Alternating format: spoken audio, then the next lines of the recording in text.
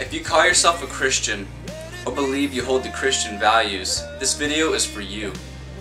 In the next 3 minutes, I will describe to you with precision and clarity the changing values in our nation, which are leading to the secularization of fellow believers. In the Bible, God often puts out warnings to help protect us against avoidable pitfalls.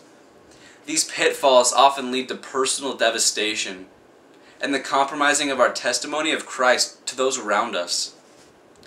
Now I believe that if you spend the next few minutes with me, you'll agree that your life is important, and without a doubt know that the way you live your life and the decisions you make have an eternal effect on you and those around you. Please hear me out. It is no secret that today Christian values are being attacked and compromised. The values I'm talking about are the biblical beliefs, which are the very foundation of our Christian behavior. There's a phrase you may hear from someone taking a stand for what he or she believes in, and that's, "This is where I draw the line in the sand." This is to tell the world that beyond this point I will not compromise. Well, I'm here today to tell you that that line in the sand is no longer holding. It is no longer sending the message to the world that we are the light. That line in the sand is the problem. It has been pushed back and pushed back so far that you can hardly identify a Christian's behavior from that of the world's. You see, the problem is that this world hates Christ. This very world that we live in cannot tolerate the name of Christ. You don't have to dig deep into public news and events to find the mass number of stories describing the successful opposition to Christ in the public forum.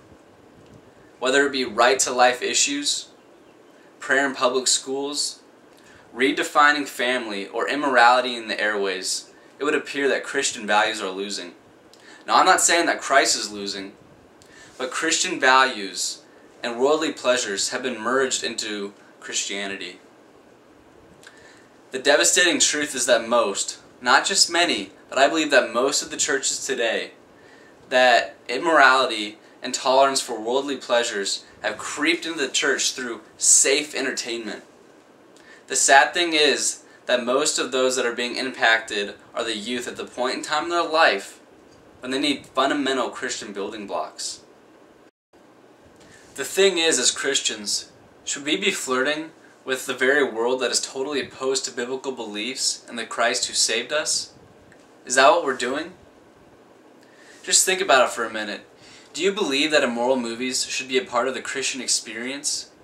Do you believe that Christians should listen to the kind of music performed by the very people who cannot tolerate the Christ who saved them? If you think I'm going too far in describing the compromises negotiated by current Christianity, take a hard look around you. You will see the effects of the compromised Christian. Divorce, adultery, immorality, abuse, and addiction. Does this verse sound familiar to you?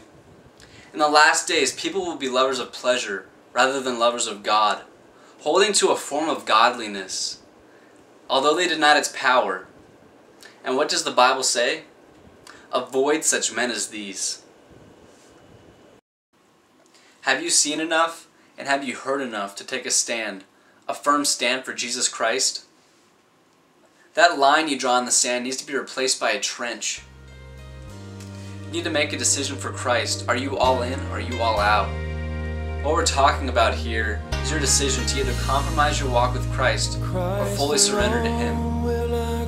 Now, I don't want you to think for a minute that this video is directed only to you, but it's to me as well, because I know that I have a decision to make every day on how I'm going to live my life. That decision is yours. Every day it is yours. Now, will you join me in taking a stand for Jesus Christ, not only drawing a line in the sand, but digging a trench between you and the things of the world? Put on the full armor of God, because how you live your life has an eternal effect not only on you, but on those around you. Now, find a Bible-believing church this Sunday. Not only attend it, but get involved. And remember, the Creator loves you.